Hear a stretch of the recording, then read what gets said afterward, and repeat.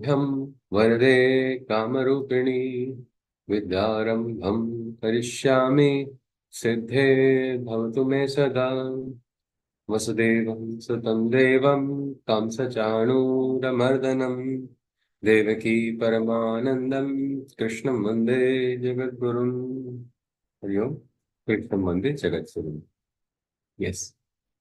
Can someone recollect what is it that we have seen? Anybody? We found the link so we can quickly move ahead. G. Yes, please.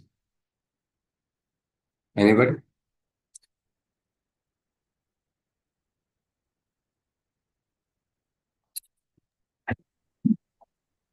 So yeah, shall I read out what Manisha ji has written, because she has written very beautifully?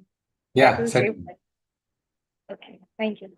So Bhagwad Gita, Shloka from 7 to 14, Krishna shares the way of becoming one with the divine. Sri Krishna said, the bliss of Atma Shuddhi is experienced by the one who wins over the self. He is balanced in the moments of happiness or sorrow, heat or cold. It is important that one has to recognize the need to remain balanced. Focus on the inside and do not allow the outer storm to enter. The yogi, whose mind is enlightened with knowledge of the self, will have complete control over his senses and treat clay, gold, and stone alike. And I like to add one thing, that all these things have its own worth. Yeah. One who has a samatha or a sadhu or a papi, a friend or a foe, well wishers or indifferent people, the divine functions through him and his vivek buddhi is jagrat. Yes. So like objects among people also, samatha should be experienced. Yes. So seclude yourself in the quietude, focus on your soul, be free of desire and meditate on the self, as great words have to be experienced by the soul. G. For this, we have to assign a fixed seat uh, and a fixed place also. So pusha grass, which is clean and pure for the purpose of meditation. The charge needs to be retained, which takes the form of aura. One is deeply absorbed in sadhana by controlling his mind and senses, seated firmly on his asana. This leads to self-purification. If adhar is strong, the receptivity is high. Then we learned about nasigra dhyana, that is concentrating on the tip of the nose. Just when the Seated in Aadhaar is strong, the capacity for reception is the greater. capacity increases, right? Okay. We are more capable. So in Nasikra Dhyanas, we sat in a stable position and the body was erect and the gaze was fixed at the tip of the nose. G. No thoughts influence in this state, which leads to the creation of a vacuum and enables receptivity for the sadhak. The sadhak is prepared for receiving the transmission. When the mind is without fear, the yogi attains that state of calmness and control, which will lead him to merge with my consciousness, Yes. divine Yes. consciousness. The instrument is ready for reception. Sat, Asat Vivek Buddhi is awakened, attains oneness with the divine, and experience Ananda. That's it. Absolutely. Yes, yeah. So wonderfully read out, Ji, and nicely said. And thank you, Manisha ji, also for the beautiful notes. So let Yes. us continue. Thank you. We will, yes. So we had stopped at the 14th shloka where Prashantatma means this is the one ultimate, what we can say, this silence, the ultimate oneness of that divine is reached by the individual. And we must try to cultivate that when we are in dhyan. Brahmacharya vrate sthito, it is said. At least in dhyana, let us forget our other attachments while we are doing dhyana, at least. Of course, we are not no ignoring everybody, or we are in the flux of world. We are going to, connect with so many people. But many times this connection with so many people sometimes creates what we call wrong connection or cross connections also, and unnecessary things surface into our consciousness. And I think of late it has increased a lot, isn't it? We have so much of impinging due to digital technology. Our Indrias, they're assaulted so much with so many images, good images, bad images, whatever images, but so many images continuously. Ears also are continuously, we are receiving so many things. And we've somehow, because of that, our receptivity towards what we call signs, towards what we call moments, towards what we call omens, all of these which are out in the open, but we are not conscious, we're not receiving them. It's like, there's a quote attributed to I think, the mother of Sri Aurobindo Ashram. Rare is the one who hears the call, because the call is there for everybody to take. The call is there, but rare is the one who hears the call. And the second line, rarer is the one who heeds to it. Means selective few people who are conscious will receive or hear the call. But how many act on it? Because always it is the Indriyas, the flux of the Indriyas. If absolutely divine miracle can happen right in front of our eyes and we can say, I'm busy. It does not concern me. Or become completely oblivious to it because of the Indriyas. And that is why dhyana is required to go and get that clarity, experience the oneness. Let us continue. So, this is how the yogis do, and that is why dhyana is recommended. And with these two techniques, the major portion of dhyana of the Gita is completed. Krishna will not introduce any other technique to Arjuna.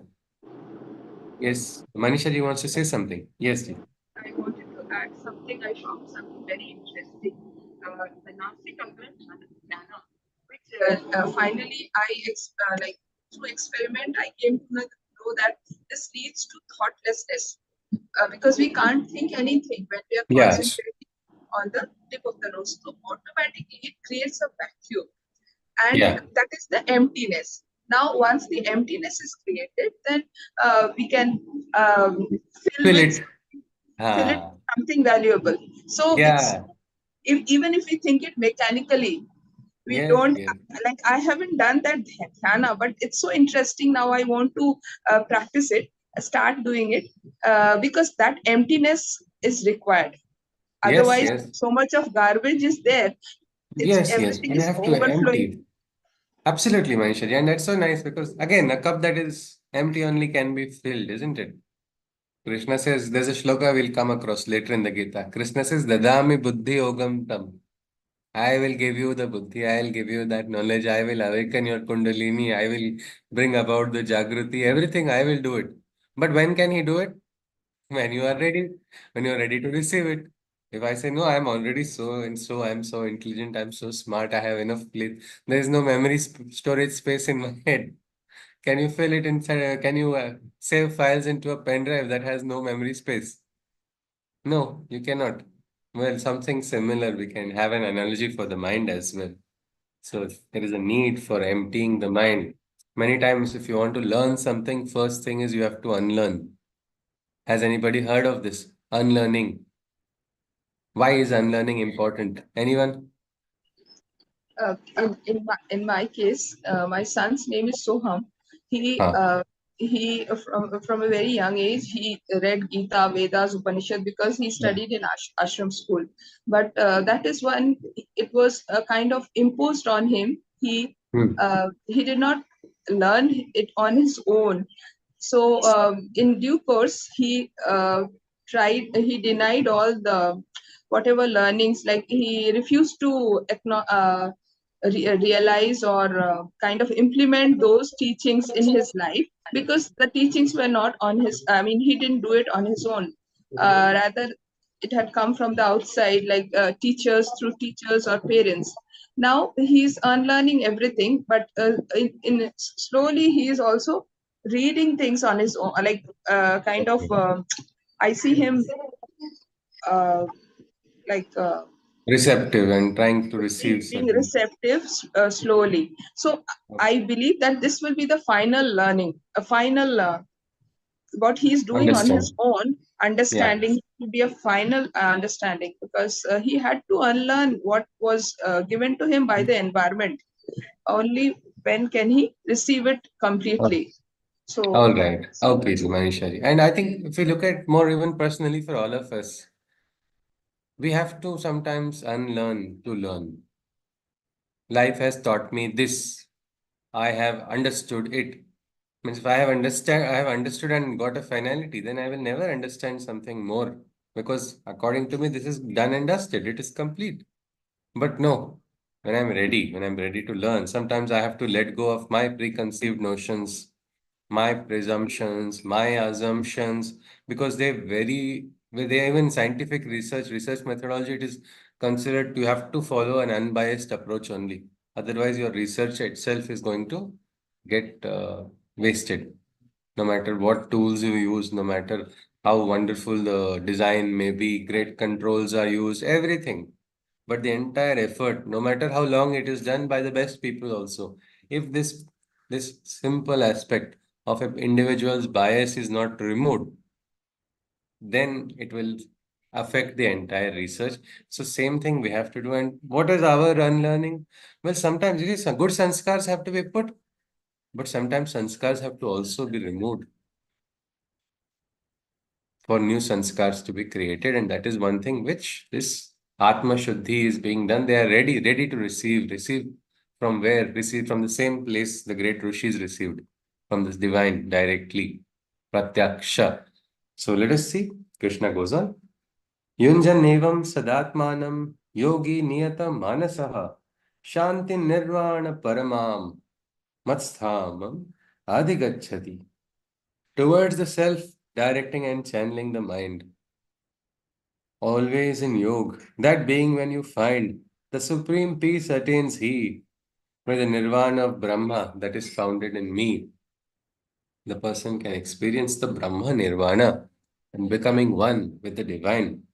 When he keeps channeling his mind with sadhana, with tapasya, with yoga, karma yoga, jnana yoga, bhakti yoga, all together, why do we have to make a distinction also? When all three are focused and kendrit on what? On the divine only. Krishna says, this person attains the supreme peace. Krishna goes, Natyar, Natyashnatastu yogosti na chaikanta manashnataha na chati swapnashilasya jagrato naiva charjana. Oh Arjuna, understand this yoga's way, and to whom this path is barred, I verily say, it is certainly not for him who in sleep and food indulges, and not for he who rigidly renounces both urges. So Krishna is saying, for the first time he says, Miss Yoga, the way of yoga is open for all. Everybody can walk on this path. Tasmat yogi bhava Arjuna, Krishna tells Arjuna, become the yogi. Because every one of us have to become that. Why? For becoming happy in life. I think that is our right, no, isn't it? Everybody of us. Don't we all deserve to live a blissful life? Yes, that is what Krishna is saying. But then here he says, this path is closed for some. For whom? Is Krishna cursing somebody because we are not listening to him? Is this a curse of Krishna? When he says this path is barred, he says it is not for he who in sleep and food indulges, and not for he who rigidly renounces both urges. My question is this the curse of Krishna? So far, we are saying Krishna is sweet, Krishna is nice, Krishna is not forcing anything. There is no rigidity, there's absolute freedom. Each person can walk on their path. But now Krishna says, if you do this, this path is blocked. Anybody? Is it a you too Brutus moment for us only? Oh no, Krishna too has become rigid. Or what is he saying? The spiritual path is barred for two types of people. Is this a curse? Yes, please. Anybody? No, it is Yes, not a Chaitanya. curse. Okay, then what is it, Chaitanya ji? So he is basically saying that if you are doing so what things you are not going to help for progression, that he's kind of calling out that if you are going to do this, this is not going to help you progress, and you won't be able to progress. So basically, then this path may appear closed for you. All right. So it's not like a curse at all, isn't it? So that No. question of Krishna, you must follow me, we don't see that anywhere yet. Later on, we don't know. But as of now, no, nowhere has he ordered Arjuna by authority, I command you. These are not words which Krishna is using at all. He says this is like a teacher saying to a student, isn't it? You don't study, you will fail. Now, a student cannot say, I failed because my teacher, instead of blessing me, cursed me and said, I'll fail if I don't study. The if is there, isn't it? The rider is there. So, on the path of yoga, also, Krishna is saying, not somebody who in sleep and food indulges. Here we are talking about control of Indrias.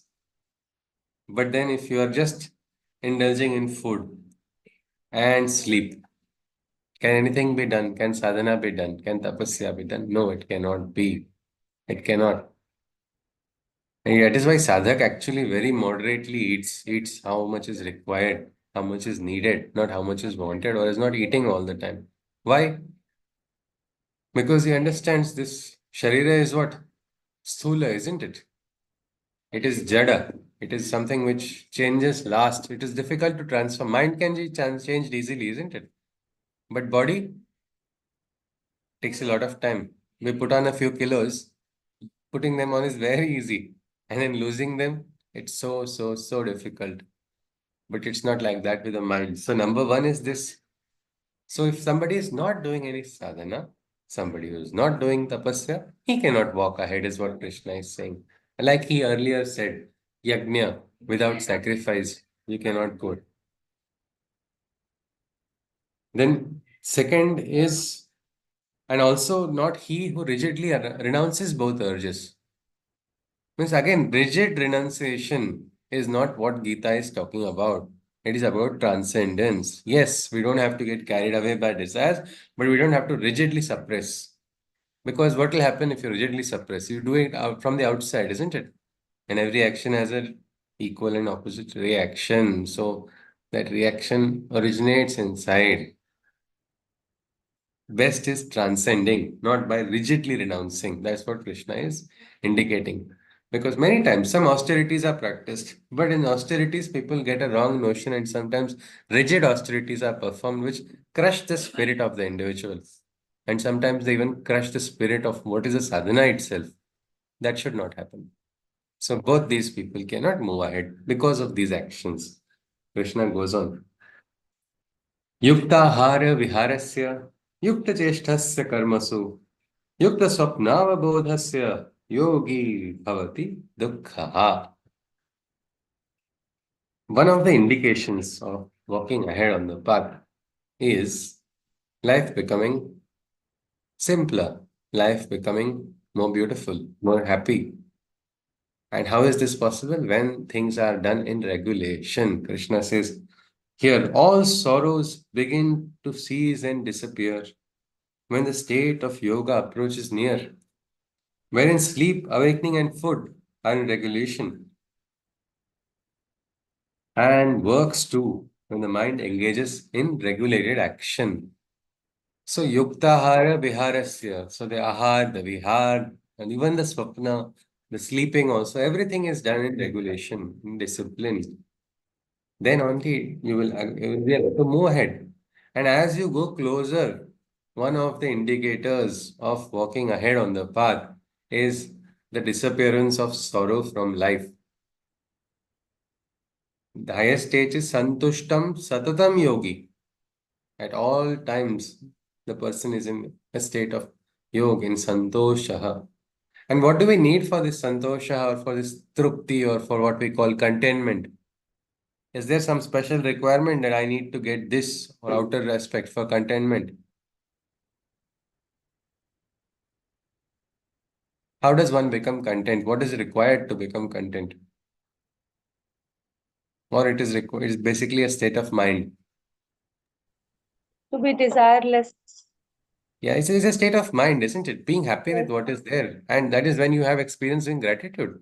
Very recently, I heard a beautiful dialogue from one Maji. She said, she actually told this to me a few days back when she realized some beautiful divine intervention in her life. She said, I am grateful to God for the aneurysm that I got 19 years ago. How can someone even be grateful about it? Is it possible? Well, I've heard dialogues like this. One friend of mine with blood cancer, she said, I'm grateful for the blood cancer that I got. It was in third stage. I mean, how can someone get that? But well, that is gratitude. When you are having gratitude, even less becomes more. And these are not just some wishful thinking. This is an experience. They have experienced the grace. They have experienced the grace. And who has experienced only can tell what it is. Like he says, there's a pramana. There's a Shabda Pramana, word whom you can trust and verify. Well, this is a word, and this is something. Contentment is always in our hands. I can choose to be content with what I have. Yoga is about becoming content with what is there and yet motivating yourself to move ahead and evolve, but not let your mind go down just because of outer factors. There was one very happy person. This is just a story, this one. He was always happy, so happy that some people started getting jealous of his happiness because everything he would see something positive. But one day he met with an accident and he had to lose one limb. So he was amputated, that leg. And as he was in the hospital, one of his jealous friends came to meet him. And he said, yeah, you're always happy, but now I don't see what happiness can be found in this. I'm very sorry this happened to you, but I don't see what you can find anything happy about this losing one limb. Anybody? Can there be anything good about it? Losing one limb. Yes, there are other organs which are still functional. Okay, there are other organs which are, but he has lost one, isn't it? It's like what he was complete, he has become less complete to some extent. It is a practically looking at it, certain hurdles are there, isn't it? But whatever he has, there are many Yes. things which can be done with all what he All has. right. Okay. Yes, Manisha ji. All right. Perfectly said. Renuji is adding something. Yes, Bhaiya, there's a blessing in disguise. Okay, the blessing in disguise. Yes, Yes, because I but heard of a story also. There's a ha, story. If yeah. there is time, I can just tell the crux Okay, of it. if it's short, very Yes. So yeah. the war was going on, and the people from the village, the youth from the village were required to participate in that. That they have to go to for the war. So Hmm. all the youth from the village were taken away. Now what happened in the war? One of the youth got injured and his leg was amputated. So Okay. he was sent back home. Now, in the meanwhile, a saint was passing through that village and he wanted to make some sacrifice, sacrifice of a human being to please the Acha. god. So he visited Okay. each and every house, started visiting, and the family members of this house, he had only one son, and they were in a very sorry and a sad state that the leg was amputated. So now Okay. they felt that again they'll take away his son. So Okay. when the yogi came and visited his house, they called the child, the youth from the. But when he started preparing him, they saw that the leg was amputated. He said, "जो चीज पहले से ही cut चुकी है, वो आधे चीजों को मैं यज्ञ में नहीं डाल सकता हूँ." Okay. So he was sent off. Okay. So and All right. now they realized what was the purpose. Okay. So he got saved that way, isn't it, Yes, Renuji? Okay. but yes, But all right. Fine. Yes, ji. So that is true, but I think nowhere is this human sacrifice. It is just a story, of course. Nowhere is it recommended or anywhere suggested in the Shastras as well.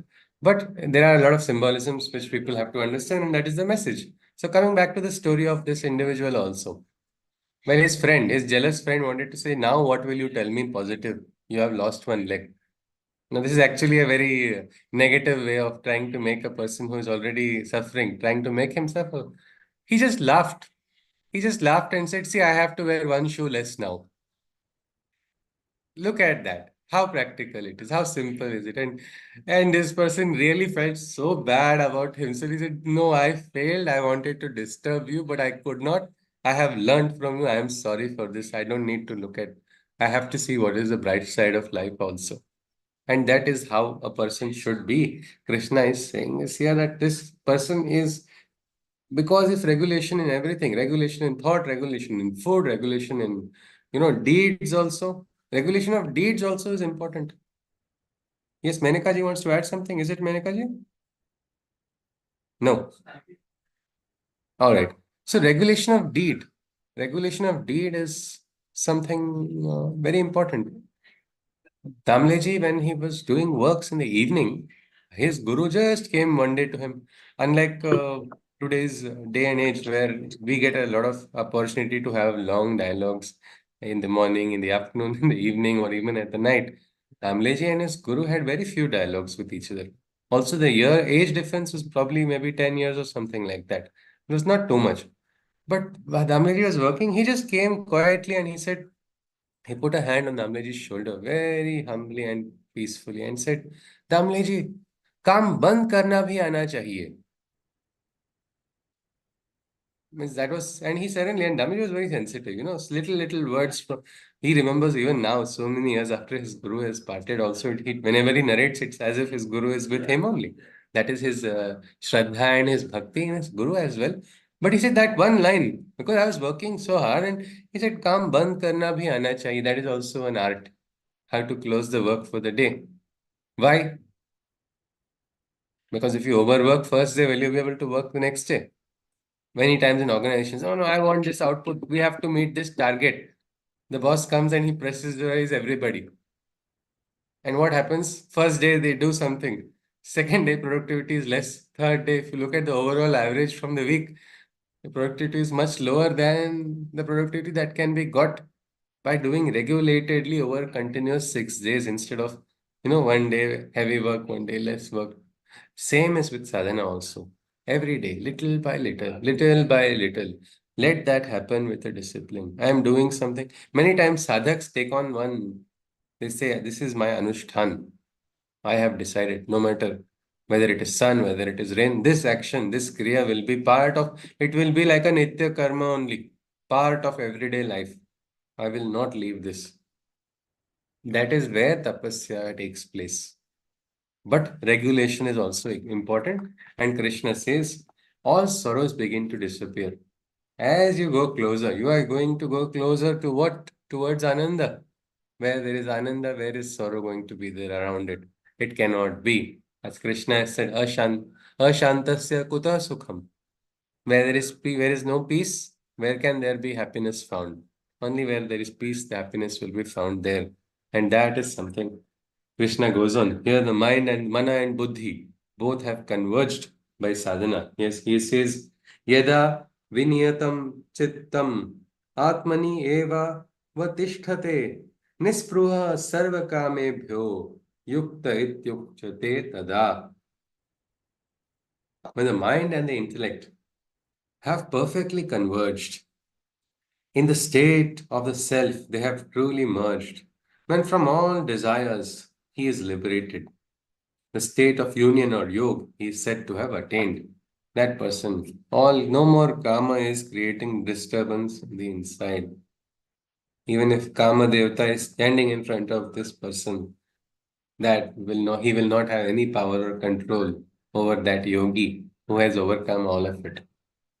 And how is this person's mind? Krishna gives another beautiful simile. He says, Yadha Deepo Nivatastho Ningate Sopamasmruta Yogino Yatta Chittasya Yunjato Yogam Atmanaha. By this yog means what? Union. Union with what? Union with the divine. And those who have attained that union with the divine, Krishna says, they are like the light of a lamp that burns with a steady face, motionless and still, in a windless place. So too is the mind of the yogi of the awakened self, who has consciously attained mastery over himself. How is this lamp? This lamp is not flickering. It's like a lamp which is in a windless place. Look at its flame. Anybody has done meditation on the lamp or on Jyoti? Has anybody tried that? Swami Vivekananda had also recommended that as one of the techniques. Because as you look at the fire, isn't it a symbolic aspect of the fire starts even entering your consciousness? How does the fire appear? Moving from down to up, isn't it? Always moving upwards. Agni is that which is moving. The very word Agni means that which rises. Second, how is it? It is dispelling darkness. It's always that purity of that fire. And many times when you just focus, like sometimes We focus on large water body, an ocean. You become quiet. Look at a lamp, that light of the lamp, which is not flickering. So your mind also stops flickering as you focus onto it. So the yogi is like that lamp, is what Krishna is saying. The yogi's mind is so balanced and calm that it does not flicker. He has consciously attained the mastery over himself. So that yogi has got that mastery. Dr. Atulji wants to share something or say something? Can we go back to the previous shloka? That is when the Yes. mind and the intellect have perfectly converged. Yeah, okay, Please sir. elaborate what exactly is meant by this. Yes. All right, sir. So in this 18th shloka, the converging of the mind and the intellect. So mana is also looking at one direction, the buddhi also is looking at the same direction, and both have become one. There is no dvandva. Many times mind says something, buddhi says another thing. We're not able to identify because mind functions with what? With logic, isn't it? With rational. It will attach its own logic. No, this is not possible. No, this is not right. This cannot be. I don't believe in this. I don't understand. But science isn't about believing, isn't it? Science is about realizing. Can a doctor say, I believe in this medicine, so I'm giving it to you? No, the doctor says, I have realized, maybe from the trials, clinical trials performed by other physicians, by other institutes, these have been replicated elsewhere. And then I understand. So there is no question of mental logic coming in between in realization. But many times the dvandva, because what is logic of mind? It is limited. Mind is limited by its own logic all the time. And that is what when we said Indriyanam paranyahur, Indriyani paranyahur, Indriyabhya param mana, manasastu parabuddhi. So there is the Indriya, level of Indriya, there is the level of the mind, higher than the mind is the level of the buddhi. But when both are become one, both are directed towards what? Towards the divine, then that oneness has happened. Such a person, he has merged. His mind also is thinking of the same thing. There's a beautiful bhajan in Marathi also. Majha mana lago chand govind nitya govind. Means he says, training the mind, oh mind, get into this habit of Govinda. Become one. Nitya Govinda. There, everything disappears. There's a beautiful tutela sakara upadhi. Nirsela adi vyadhi. Upadhi also, all your degrees, outer I am so and so, all that breaks apart and crumbles and falls.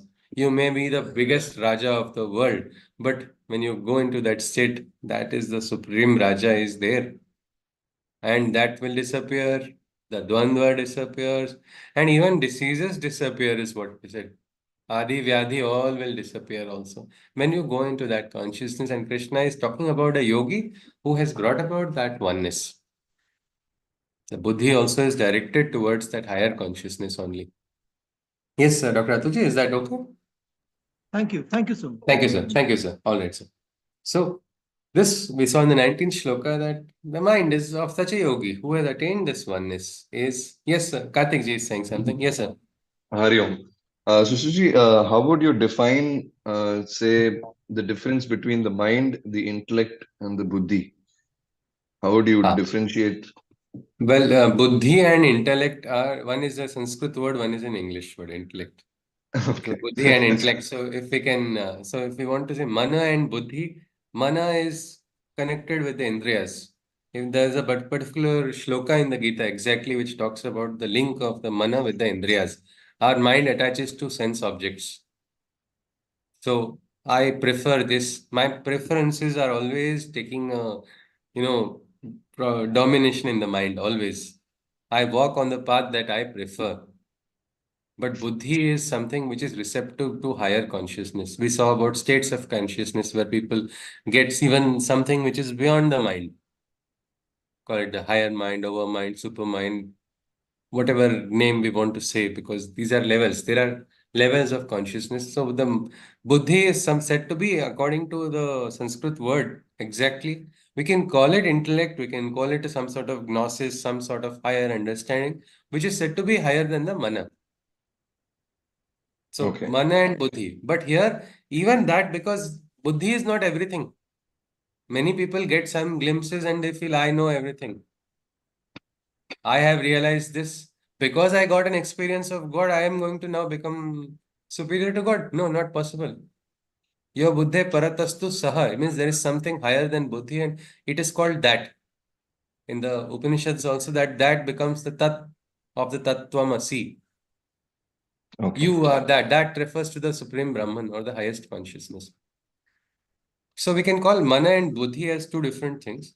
But in English, while translating buddhi, we can sometimes call it intellect also. But it's not exactly intellect. It can somewhere understand our understanding, a kind of a gnosis that it's connected with that. Buddhi is closer to realization. Mind can become a springboard to get a realization. But to get that realization, the mind will have to be transcended. That is why even the Upanishad, the Vedantic world, there is a fee that you have to pay while entering into the kingdom of Brahma Vidya. That Guru only knows how to take that fee. It is surrendering the mind. Because then, till then, you will not study the Mandukya Upanishad, you will look at it. What is this? Om is only all and all is only Om. I think I'll better go home only. That is what the mind says, because they can't understand what is this Om, everything. Om iti etad aksharam idam, sarvam tatsyopa vyakhyanam. It is the summary. Om is the summary of everything. Bhutam bhavat bhavishyaditi. Om is the past, Om is the future. That's it. The mind says enough. I didn't subscribe to all of this. I don't want all of it. I am going. So the person is never able to enter into the kingdom of Brahma Vidya. So there, somewhere the mind has to be transcended, but probably that happens naturally. Here, with mind, with this sadhana of the mind, isn't it? Meditation is what? Dhyana. Dhyana is for always you have a dhya, isn't it? Then only you can have a dhyana. Dhya is a goal. Dhya is a aspiration for which you are seeking. Otherwise, what are you? Without a goal, it is there's nowhere you can't go anywhere. No. So the dhya is what? Dhya is the divine. And as we go closer to the divine, these shlokas say that the sorrows disappear from life as you go closer to that. And this mind and buddhi, you are not going to have that divide also. They're all going to direct. It's like a compass pointing in one direction only. Two different brands, but both are functioning and showing towards north. Sant Jnaneshwar had told, Hachi nema ata, na fire maghari. Now this is the one aim. Now I will not retrace my steps. I will not recede anymore. This way is the path I have chosen. I will only walk ahead. So that is what a yogi is starting to realize ahead on the path. Krishna is just talking about the steps when person goes ahead. Is that okay, sir? Yeah. Yes, thank you. Thank you. So Krishna goes on. Yatro parame chittam niruddham yoga sevaya yatra chaivatmanatmanam pashyannatmani dushyati. Where the mind is tamed by a disciplined will, by the awakened knowledge, it is purified and still. And the awakened being perceives the self by the self's gnosis, thus dwelling in the contented state of the supreme bliss. So what has happened? Inside of the yogi, there's an Atman, isn't it? They call it the Chaitya Purusha, or in English, if you want to call it a psychic being. We all have it inside of us. But what happens in the flux of the Indrias? It is suppressed, it is inside, it doesn't come to the surface. There are some moments where it comes to the surface, and this is what Krishna is talking. When it is disciplined, it is able to remain on the surface. That mind is awakened, that mind is purified, that mind is still. And what happens then? Now you have got the 3D glasses to see. Then you can watch the 3D movie, isn't it? Otherwise, you will get a headache watching it without the glasses. It is something like that. You are the spirit inside of you, the psychic being is able to perceive the divine, and you are going to experience the bliss. What is that bliss? Chidananda Rupa Shivoham Shivoham. If we just look at this particular aspect, surfacing of the psychic being, I think everybody among us has experienced it in our life. Only we are not fully aware of it. Has it ever happened that suddenly tears started flowing from your eyes, which you have not been able to explain? Suddenly, in some moment. It could be anywhere. It could be at a temple. It could be at some beautiful, natural scenery also. Or somewhere sitting in a corner inside of your room also for no reason. Anybody? Yes, has anyone experienced such a thing? Yes, sir. Ramesh, sir. Hariom, sir. Sir, this is what I experienced very recently. I was Yes, in the sir. I was in the ICU couple of 3 months back. 3 months back, sir. I planned to go to Guruvayur to have darshan Huh. of Krishna. Yeah. Thinking about it, I closed my eyes. I could see Huh. his form, sir. I was in tears. My sister just entered the ICU with some liquid Huh. for me. I cannot tell it. In fact, I am in tears also. Yes, sir. Yes, sir. I So, experienced it. Because both of us were planning to go there, but because I okay, took sir. was in a pretty serious condition, I Yes, had sir. to. Yes, sir. You just So told even day before yesterday, I think 2 days back, you yeah, had yeah. a Finally, procedure and that yes, was completed successfully.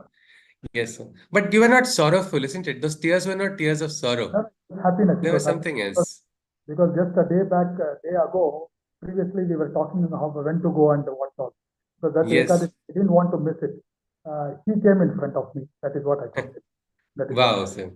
Yes, sir. Yes, sir. So this is something, and in the ICU also, we have a Yeah, wonderful practical example given by Ramesh sir.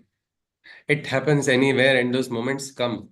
And like tears flowing, it is what we call like a system of. You don't have to crush those tears, those times also. You don't have to suppress them. Let them flow. It is an evacuation. It must happen. But that is one of the physical, reactions of the surfacing of the psychic being. Different people have different experiences. Sometimes unknown talents manifest inside of people which they don't know also. Hidden latent talents come to the surface. Sometimes sudden realization comes. Sometimes the person whose life is completely confusing and is not able to find anything, any logic behind all of the confusion, suddenly becomes silent and you get a solution. Your dots start connecting. So this is something which happens, is what Krishna is saying. When the mind is tamed, some effort has to be done. You can't say I got gym membership, so I should have strong biceps or perfect abs. We need to do something, isn't it? We'll have to do some exercise also. It is just like that. Sadhana, do sadhana, sadhana karo, or experience the Ananda. That's as simple as that. Krishna says, Sukham atyantikam yattad. This is not just ordinary happiness. It is atyantika sukham. Yattad buddhi grahya matindriyam vetti yatra na chaivayam stitaschalati tattvataha. When the infinitely blissful self's truth is thus known, and that is why we should hold on. Like I think Ramesh sir shared a beautiful experience. All these experiences, what happens? They move into the wrong folder, of which we call Vismruti in our life experience. We might have had these moments, but we have to relive them, remember them. This is something which should be kept fresh. How is it going to be fresh? Only when you have smaran of it all the time. And that is something Krishna says, when this self is known, but when you get this experience, when this infinitely blissful self's truth is thus known, perceived beyond the domains that the senses can own. This is what is called extrasensory. Dr. Atulji talked about extrasensory perception also as one medical terminology used in the hospitals also. That some perception is got perceived beyond the domains the senses can own. The yogi is established firmly in the awakened state, and from the origins divine, such a being does not deviate. Amritasya putra vayam. We are the children of that immortal consciousness. We are that soham asmi. Tattvamasi. That realization is not going to be lost any time for such a person. Yam labdhva chaparam labham manyate nathikam tataha. Yasmin sthito na dukkhena guru na pi vichalyate. This is the gain of gains, the greatest treasure. Nothing is greater or even comparable in measure. When that unperturbed state is thoroughly gained, even by the worst grief, one can't be disturbed or pained. This state is such a state that no news is bad news for that person, that he cannot handle or she cannot handle. I just pray if my friend's mother had this tendency, she would have been around. When I was in school, one friend her mother got the bad news that her husband passed away in an accident on board of his vessel. And she passed away listening to the news out of shock.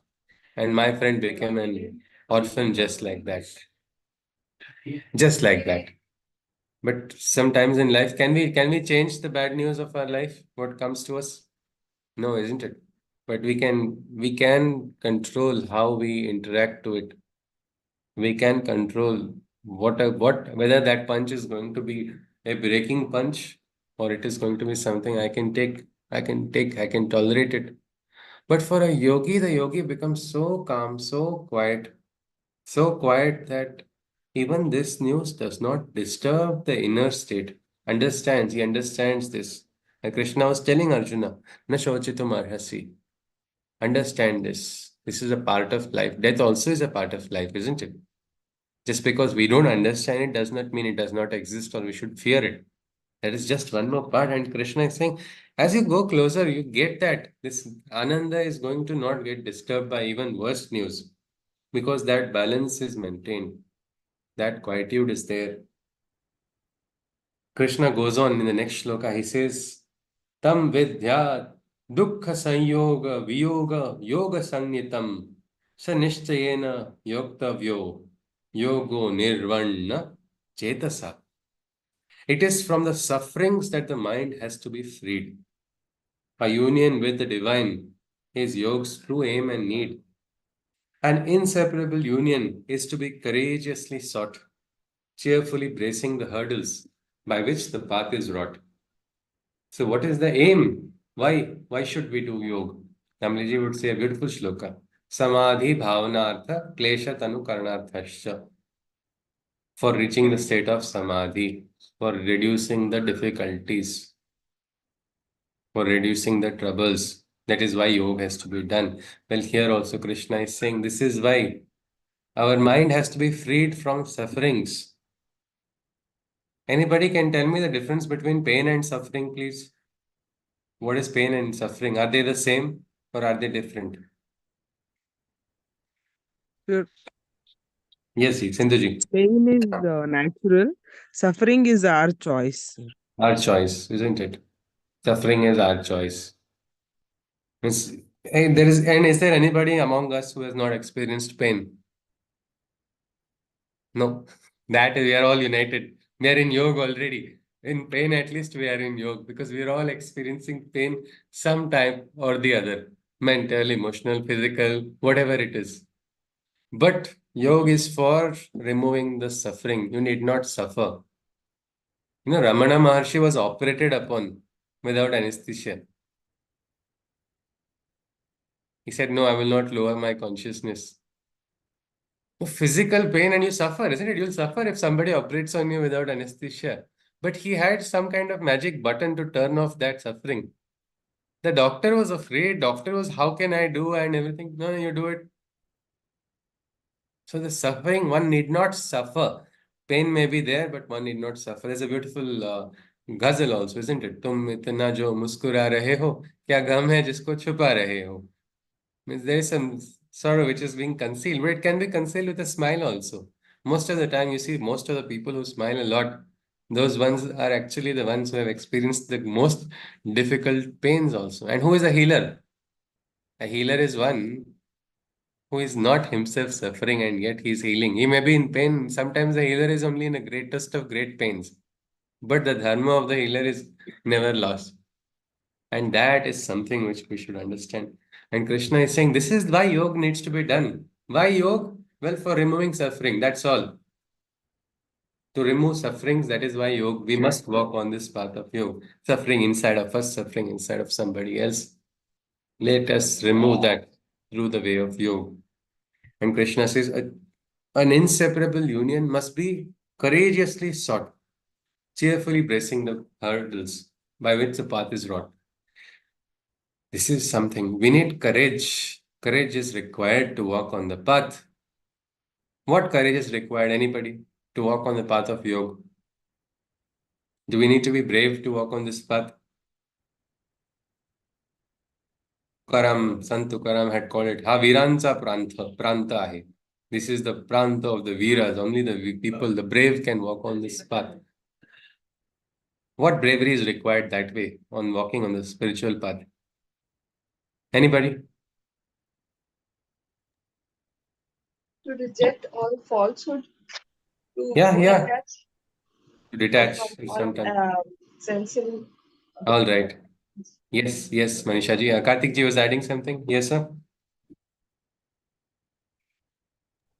I think, yeah, again, to have the courage to set aside and focus on, set aside all material Is, thoughts. to go to God, does it require courage? No. Okay. Karthik ji says no. All right. Renu ji, you were saying yes. To walk not with the sword, but with the shield in the hand. That is the courage. All right. So, yes, yes. So we need to have a shield, and sometimes sword also is required. Chitvainam Sanchayam Yoga is what Krishna says. He calls the detachment as a sword. Use that sword to cut off the bandhanas. Karthik ji is saying something? Or Yes. could it mean that to have the courage to, like the previous shloka, it said the mind and intellect have to be perfectly converged. So that is So sometimes difficult to. have the courage to actually focus and have the Yes, mind and actually, there are actually n number of challenges on the path of the spirit. Each person, according to their, like you said, it does not require courage to go to God. But somebody is like, how can I bow? Why should I bow to an unknown yeah, force, a unless God that I they're cannot resisting see? it. Correct. Yes, a God that I cannot see. And I have to surrender. I have to surrender my desires. अरे यही तो ये मेरे सपने यही तो है अपने. There is a song, isn't it? These are my dreams. They are only what I call mine. Now, do I have to give that? And to whom? To a God that I cannot see.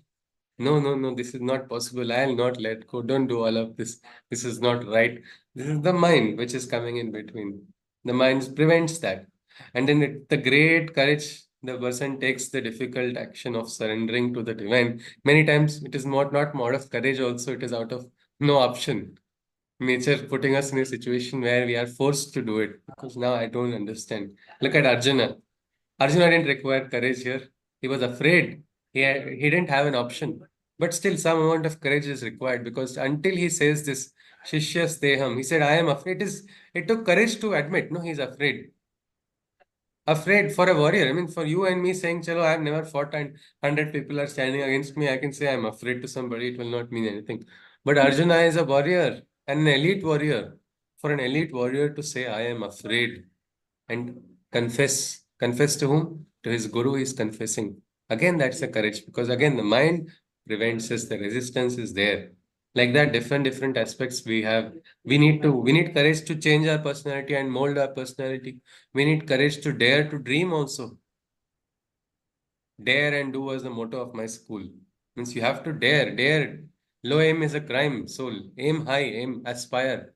Well, these are all factors which require courage, and sometimes because the path is a subtle one, it is something which is not very clearly visible with GPS and other things, so we don't know. We have to sometimes rely on the inner quietude and inner peace. Sometimes going inside only is the most difficult thing to do. To sit quietly in a difficult moment, you require courage to even do dhyana, to keep your thoughts away. So this aspect it is required, and it does show that path is not going to be just a free path. So initial stages, definitely, he has to find. Looks like the path is only painful. Look at that. Everybody is looking happier because they have not surrendered to God. And here I am trying to surrender to whom? To a God I cannot see. This God does not listen to me. I'm afraid. I'm afraid. I don't know. I can't do it. But then what happens when the person does do it? Slowly, then the person understands, the realization comes, and suddenly the path is no more pain. And you suddenly start feeling gratitude. Wow, this was a custom road built specifically for me. रास्ता किसका है मेरा है you will feel that this is my road, this has been paved specially for me, nobody else is walking on this road, I am the owner of this road. That bhava comes, that divine, because you start beginning to feel the presence of the divine, and you feel you glimpses, you feel the indications, you see the omens, you see the signs, all of this, and then you realize And that is what Krishna is saying. But initially, you need to have Nasela sobati koni sangati tujhajari. There may be nobody around you. There may be nobody supporting you also. Sadhaneta apula magna ho sadaivatu. Inside your sadhana, go deep into your sadhana. Because that is the way, oh sadhaka. There is a song of the seeker. It is called Dhyasaika Sadhaka. It says, become, even if there is nobody around you and there's only pitch darkness, Ratra Kazari, dark night is only surrounding you also. Go deep into your sadhana, become the lamp, become the light, and watch the darkness disappear. If a mountain comes on the path, which is a hurdle and blocking you, become the storm to break that mountain. That is your efforts, that is your determination that should be there. And Krishna is saying same thing. And he says cheerfully bracing the hurdles. Means brace it with a smile. You don't have to, oh no, I have this, I have that. No, brace it with a smile, brace it cheerfully. These are hurdles also are placed by whom? Placed by the divine only, isn't it? And when you realize that this has been placed, the divine hand is visible. It's all right. Place 100 more hurdles, no problem. You are placing it. That is sufficient for me. I'll go ahead. You will give me the strength to overcome them as well. That bhava starts entering. Krishna says, go in. The next shloka, he says, Sankalpa prabhavan kaman styaptva sarvan sheshataha manasevendriyagramam viniyamya samantataha. Originating from the thoughts, the desires of every kind must be dispelled and banished from the mind. The senses that scatter the thoughts must be in control held. From dispersing to their whims, the mind must be withheld. Krishna is saying, originating from the from thoughts, all desires come from the thoughts. I saw this advertisement, now I want it. It is the thought which is creating a desire. All these thoughts only, Krishna is saying, throw them away, dispel them, banish them. The senses that scatter the thoughts must be in control held, and from dispersing their whims, the mind must be withheld. Because many times we build khayali pulavs, no? We cook khayali pulavs or build castle in air. The thoughts go here, there, chalo, I've got this will lead to this, I'll do this, then I will do this, then I'll do that. Ultimately, nothing has happened in the ground, but in my mind, I've started going ahead, and finally a crash happens, and then we see, ki, Arey, what was this? Like one person had a pot of milk. So I will make dahi out of this and then I will sell. I will sell this, then I will get this much money. Then with this money, I will buy this, all of this. Then he started visualizing his successful entrepreneurial idea and the business is going on in his mind. Practically nothing is happening. And then he's also bargaining in his mind with somebody. And in that bargain, he says, no, I will not give you 1 rupee less. And he shakes his hand in such a way that the pot of milk falls and breaks. What has happened to his great idea of business? It has crashed before it has materialized also. So instead, don't scatter your thoughts. Focus, go deep inside is what Krishna is saying. Because only when the consciousness is gathered, your mind will have the bala to think properly and that will translate into action. Otherwise, it will be a fluctuating mind. Krishna goes on, but he says it is difficult though, no, to control the mind, to control the thoughts, even though Krishna has given us a technique. And Krishna agrees. He says in the next shloka, he says, Shanaihi shanair naparamed buddhya dhruti gruhitaya atma sanstham manah kritva na kinchidapi chintahed. The highest state of thoughtlessness is God, but it is got slowly, shanaihi. Slowly, step by step, we can get it. He says, step by step, one must gradually turn inwards and think of nothing else that is outwards. With the intelligence focused in concentration, one must engage in the self-meditation. One must engage in dhyana, is what Krishna is saying. Once more, Krishna has told dhyana, do dhyana. If you are not doing it, it's high time you start doing it every day. Krishna goes on, yato nischarati manaschalam masthiram So Manas Chanchalam Asthiram. Yato yato Nishcharati Manas Chanchalam Asthiram. Tatastato Niyam Yaitad Atmanyeva Vasham Nayet. Every single time when the mind goes astray, this happens in the thoughts, isn't it? When you sit for dhyana, meditate, the thoughts go here. That person told me like this. No, no, today evening I'm going to go and meet this. No, no, all those are not required right now. You try to fight, but again, the thought goes there only. Well, how do we deal with it? Krishna says, every single time when the mind goes astray, becoming unsteady, when it begins to sway, the mind must be reined in and secured, and the consciousness of the self must be reassured. Krishna says, every time, we'll stop with this shloka, every time the mind goes astray, bring it back, don't let it sway. Reassure the consciousness. Say you are in charge. You are going to control the thought, not the thought is going controlling you. In our village, we have a lot of open fields around our unit. So there, people graze their cattle. The person who is raising the cattle actually he's a very frail and thin man. He can't run also. Okay. So how will such a person take care of so many cattle? He has a stick in his hand. What is that stick for? It's not going to for beating the cattle because even if he beats, it will not hurt. He is now that old. But he stands in one place and he allows the cattle to, roam around up to a particular limit. The moment one of the cattle is going out of his control, there we hear him shout, hike, hike, and he hits the stick on the ground and he makes some noise. The cattle understand, even though a little far away, they come back. Something like that we have to do with our mind also. The thoughts are there, chalo, theek hai. Some people have one mind, some people have two minds, dual minds at a time. One mind is here, second mind is thinking about, dhyana, you're thinking of Shivoham. There, pakoda ke saath kya milega is also a thought happening at the same time. Same time. So what should we do at that time? Now Krishna is saying, no, no, rein in the consciousness. Chalo, I am not this mind, that one. Don't go too far. So instead of indulging in the thought, focus on the good one. Focus on that. Slowly, the second mind also would becomes silent. Second mind becomes silent. And when your mind is silent, it does not mean you are not going to multitask. Because many people, especially the younger generation, feels, oh, no, no, no, don't ask me to have one mind. Because it's all about one-minded devotion. They say, no, no, no. You don't know that was for the olden times. Nowadays we have to multitask and do so many things.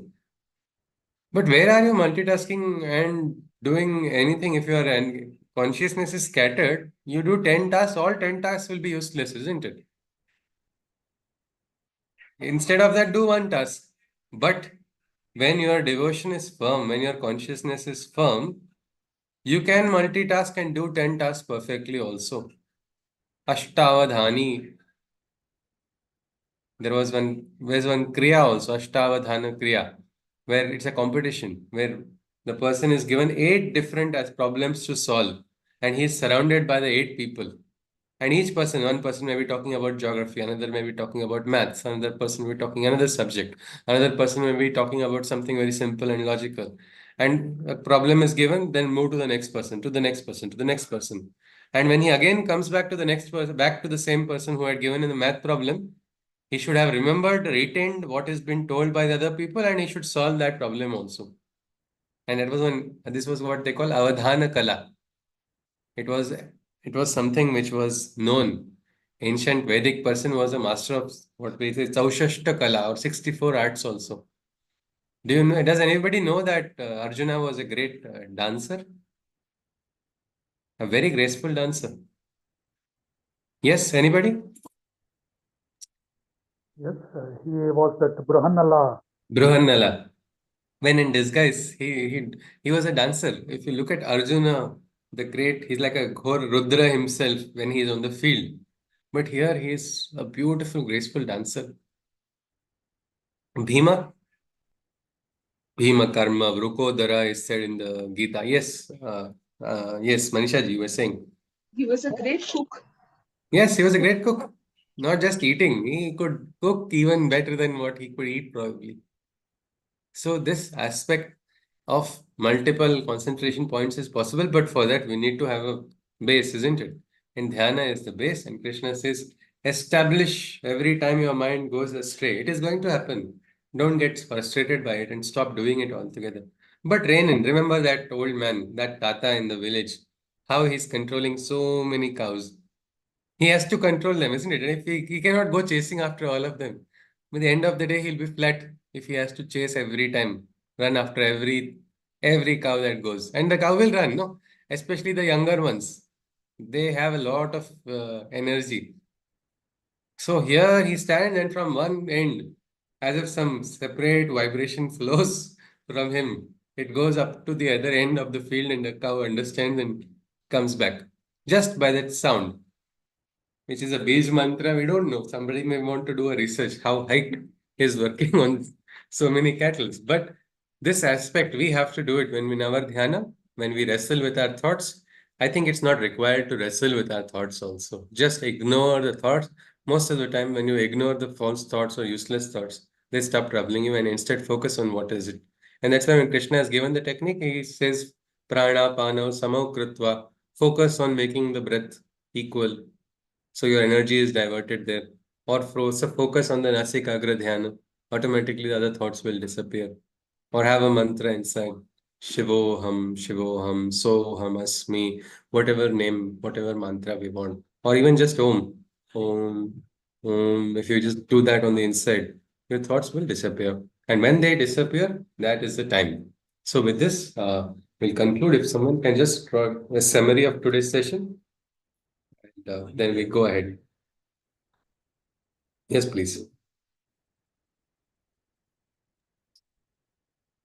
Yes, Chaitanya ji. Yeah.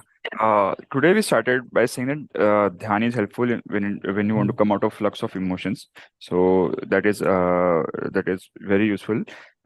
Even for receiving good things, you have to sometimes unlearn things, because if when you come with something some approach that I already know something, then you are probably not going to learn something new.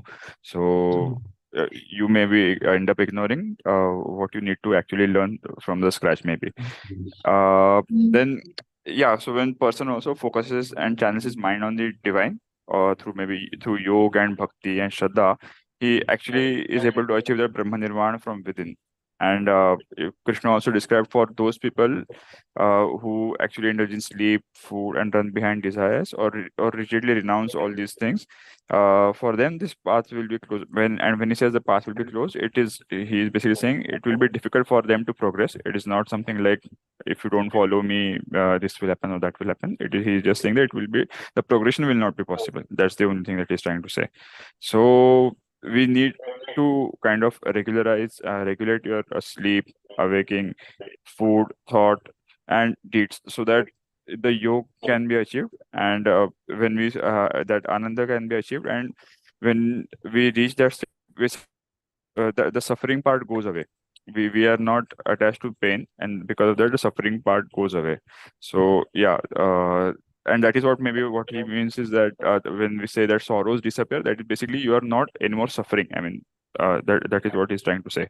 That then also he talked about the mind and intellect of yogi combining to go in the right direction towards divine, and that's how the dvandva disappears, and the mind of yogi becomes like non-flickering jyot of light or fire, and it starts spreading the knowledge also.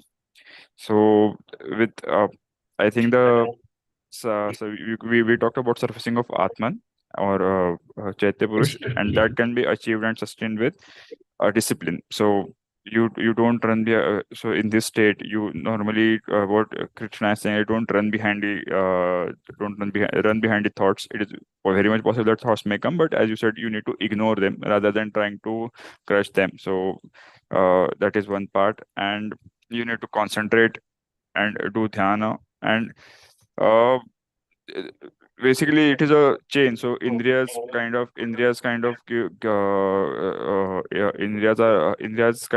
give rise to your thoughts through their inputs or reception. Then thoughts become desires, and that is what we have to understand. And then slowly turn inwards and start start getting detached from these things. So that will help, and that's why the courage is required, because it is very much possible that the way things are, it is possible that there may be some setbacks, or there may be some difficult things when you are moving on this path because of the way your everything. I mean, it may not happen on the day one that you are actually able to control your indriyas or get detached from desires. So it is possible that you will have to face difficulties, but that's why the courage is required, and you need to keep moving ahead and keep trying.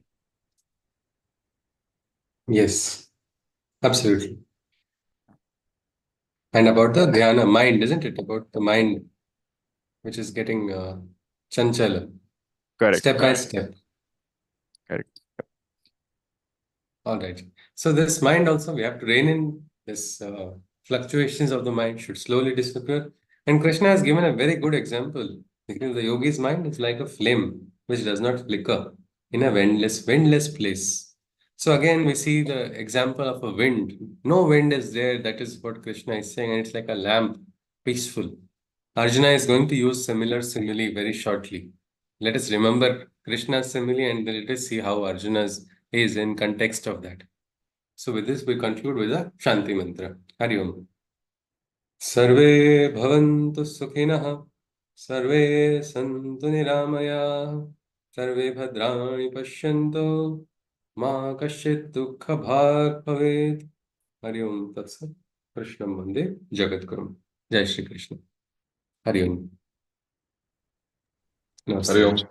Hari Om. Hari Om. Hari Om. Jai Shri Hari Krishna. Om. Jai Shri Hari Krishna. Om. Hari Hari Om. Hari Om. If there are no queries, we'll conclude today's session. Punarmilama. We'll meet on Monday next. Yes.